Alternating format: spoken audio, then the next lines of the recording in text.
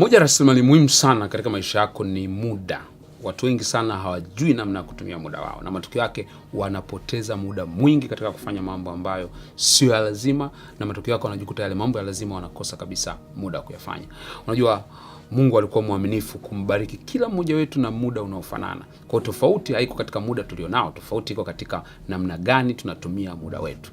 Na kuna watu wa aina mbili duniani. Kuna watu ambao wanatumia muda, maana yake they use their time. Lakini kuna watu ambao wameamua sasa kwenda hatua ya juu zaidi na kuwekeza kwenye muda. They invest on their time.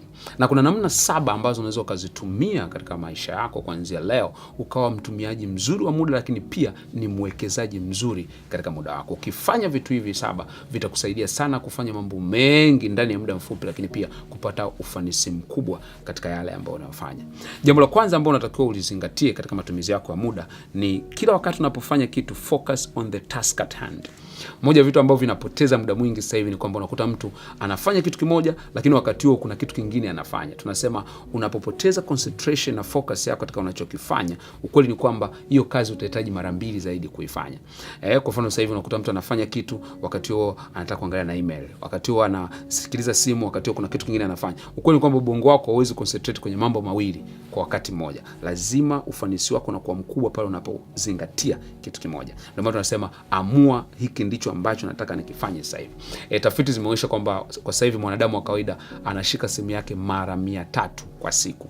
Vile unavyoshika, jabu kuangalia leo tangu umeamka asubuhi umeshika mara ngapi? Kwa unakuta anafanya kitu hajamaliza, anataka kuangalia social media. Anataka hapana, unasema unapoamua kufanya kitu, weka akili yako pale kwenye kile kitu ambacho unakifanya. Utajikuta umetumia muda mfupi sana kuliko unapofanya unaacha, unafanya unaacha, utatumia muda mrefu zaidi katika kile unachokifanya. Jambo la pili unaweza ukalifanya ni kwamba kila kitu unachoamua kukifanya, weka time limit.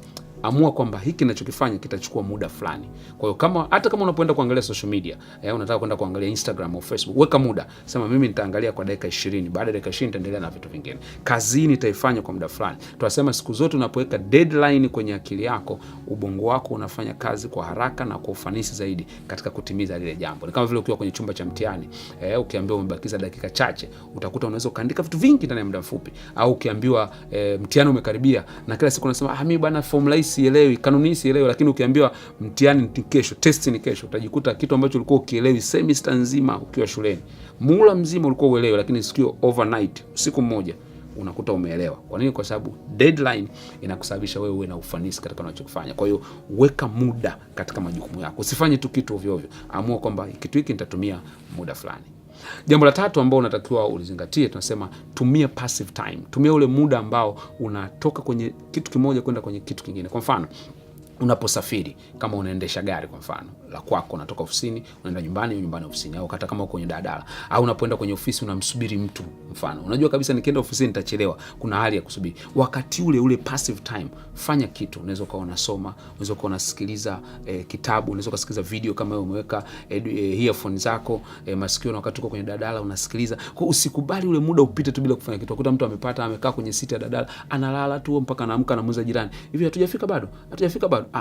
Tumia ule muda. Unasafiri kutoka mkoa mmoja kwenda mkoa mwingine, masaa 8, masaa 5, masaa 9, umekaa tu kwenye basi unaangalia tu video pengine za vichekesho au nini. Tumia ule muda pia kufanya kitu fulani ambacho kitakujenga. Tumia ule muda kuwekeza katika maarifa aina fulani. Soma kitabu, tumia ule muda vizuri. Usikubali ule passive time utumike bila wewe kufanya jambo lolote.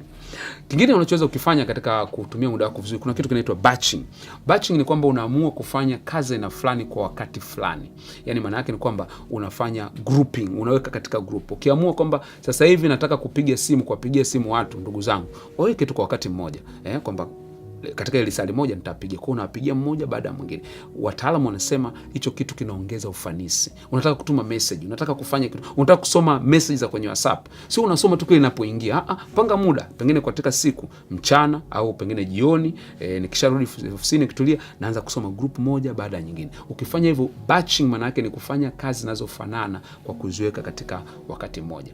Hiyo ni nzuri kwa sababu pia ubongo wako unakuwa una focus kwenye eneo la aina moja, una focus kwenye kazi ya aina moja, kwa utapata matokeo makubwa zaidi na utakuwa unatumia muda wako vizuri zaidi. La kingine cha 5 ambacho unaweza ukakitumia, tunasema learn to say no. Jifunze kusema hapana. Unapokuwa unataka kutumia muda wako vizuri, uweze kuwa unasema ndio kwenye kila kitu. Twende huku ndio, njoo kwenye tamasha ndio, fanya kitu fulani ndio, njoo kwenye kikao ndio, twende outing. Hapana, lazima uwe ni mtu ambaye unajifunza kusema no katika maisha yako, kwa sababu sio kila kitu ambacho kinaongeza thamani kwako. Kuna vitu ambavyo vinapoteza thamani. Kwa hiyo jifunze kusema hapana kama unataka kutumia muda wako vizuri. Kuna vitu vingi sana ambavyo pengine sasa hivi vinapotezea muda, unatakiwa uanze kujifunza kusema hapana. Jambo la 6 ambalo unatakiwa ulizingatie unapotaka kutumia muda wako vizuri, tunasema jifunze kudelegate au outsource. Jifunze kuwagawia wengine majukumu au kuwapa watu wengine kazi za kufanya. Hapo unachoangalia kila wakati unapofanya kitu, jiulize, je, kitu kinachokifanya ni cha thamani sana kwenye muda wangu? Ukigundua ambacho cha thamani, unatafuta mtu wa kufanya kwa niaba yako. Kwa hiyo unapompa mtu mwingine pesa, unapomlipa, ukweli ni kwamba sio tu unamlipa pesa kwa kazi anayofanya, unamlipa pesa pia kununua muda kutoka kwake, ili muda ule ambao anakufanyia kile kitu, wewe unautumia muda ule kufanya kitu kingine. Kwa angalia katika kazi unazofanya, majukumu ulionayo, je, ni majukumu gani ambayo natakiwa nimpe mtu mwingine afanye, na majukumu gani ambayo natakiwa nitafute watu wengine wafanye kwa niaba yangu.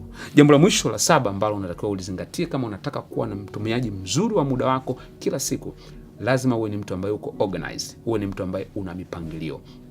Pangilia siku yako, pangilia kazi zako, pangilia meza yako kufanya kazi, pangilia biashara yako. Kila kitu wewe kinaenda kwa mpangilio, na mpangilio wa kwanza unaohitaji zaidi kwenye matumizi ya muda ni kuipanga siku yako, kupanga majukumu ya siku hiyo. Utakuwa unafanya nini kuanzia asubuhi unaamka mpaka unapokwenda kulala? Utakuwa unafanya majukumu gani? Sijui katika hizi mbinu 7 za kutumia muda wako vizuri, sijui ni ipi ambayo unafikiri ni muhimu sana kwako kuanza nayo kuifanyia kazi leo. Ningependa uniandikie hapo kwenye comment, je, katika hizi mbinu zote ni mbinu ipi una plani kuanza nayo, unajipanga kuanza nayo kuifanyia kazi ili ikuokolee muda, lakini pia uwekeze katika huo muda. See you at the top.